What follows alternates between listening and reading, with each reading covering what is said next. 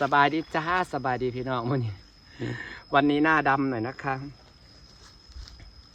มาแคมป์ของพี่น้องสวัสดีอยู่แคมป์ของพี่นะบรรยากาศแคมป์ของค่ำได้จนแบบว่า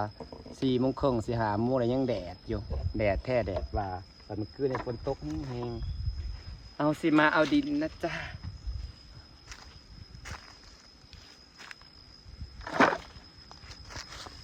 เอาดินดำไปปลูกบัวพี่น้องดินคลองเลยปลูกยังมันจะงาม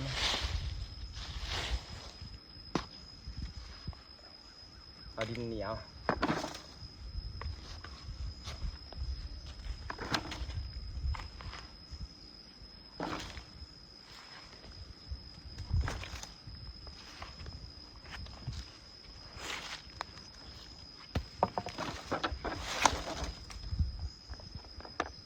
ขักอันนี้ได้ดินเหนียวดินดำนะพี่น้องมองนี่ขักไปแล้วเสียไปปลูกบัวจ้าทำแล้วก็ยังแดดอยู่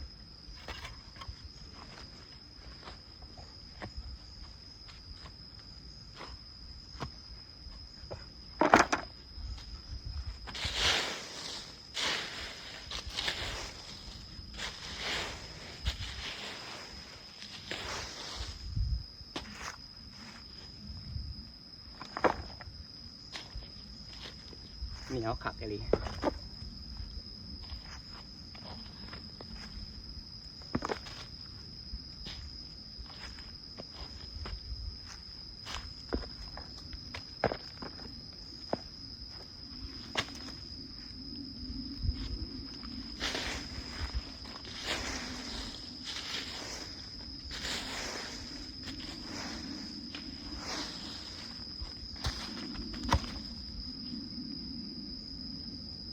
ป้าแนวขักได้ดินน้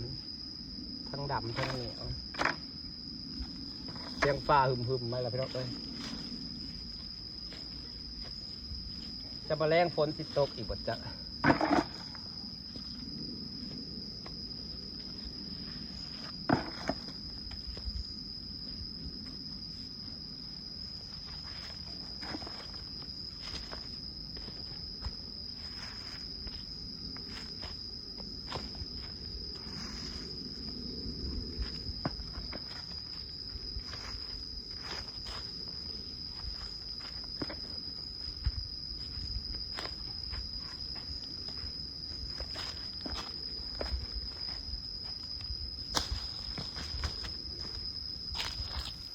นี่พี่น้อง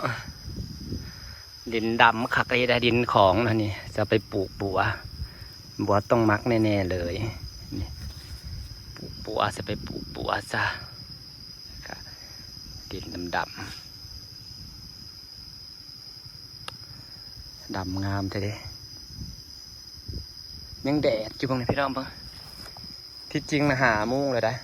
17 นาฬิกาเลยได้นะยังแดดอยู่แดดแท้แดดว่าแดดเรียหรอเสียงผาดแตกหึมๆมาแล้วมาแรงยันฝนตกอยู่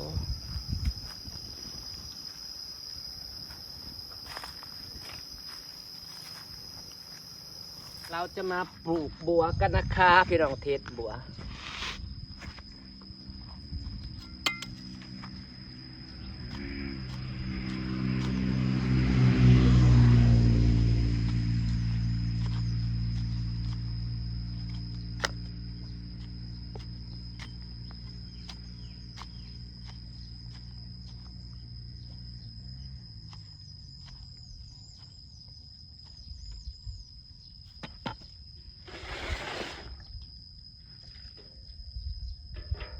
ตายไปนำก็มี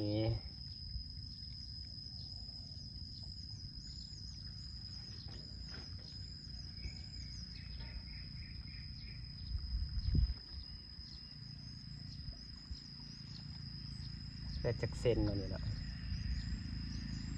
ยาน้ำมันลึกเกินไป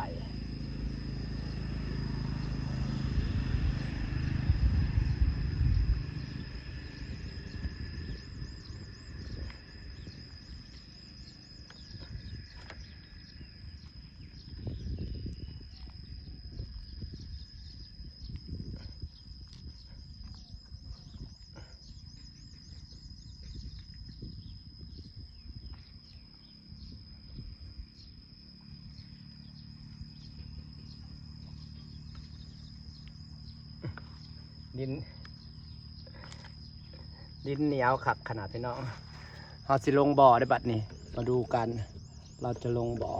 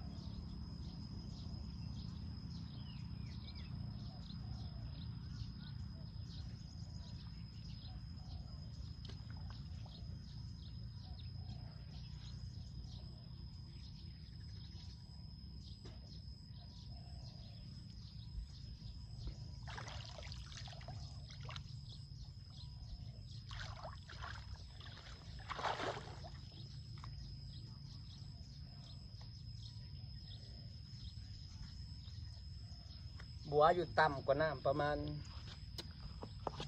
าณคืบหนึ่งพี่น้อง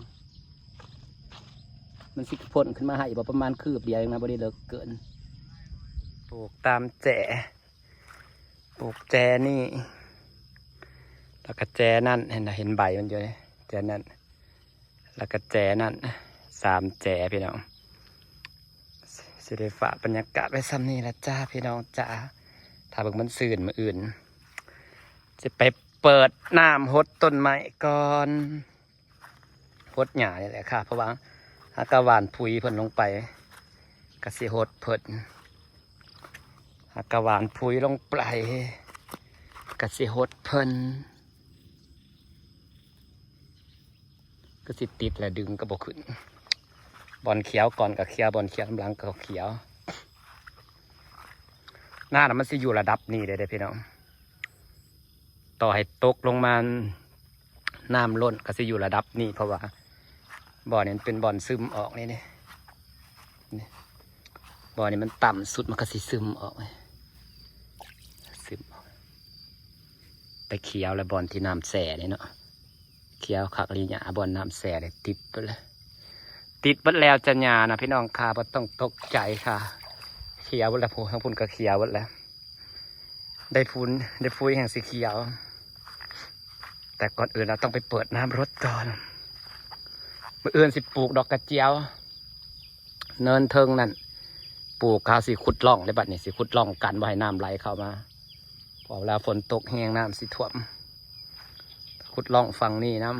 ำร่องทางไหลของน้ำฝากบรรยากาศไว้ซ้ำนี้เด้อจ้าพี่น้องจ๋า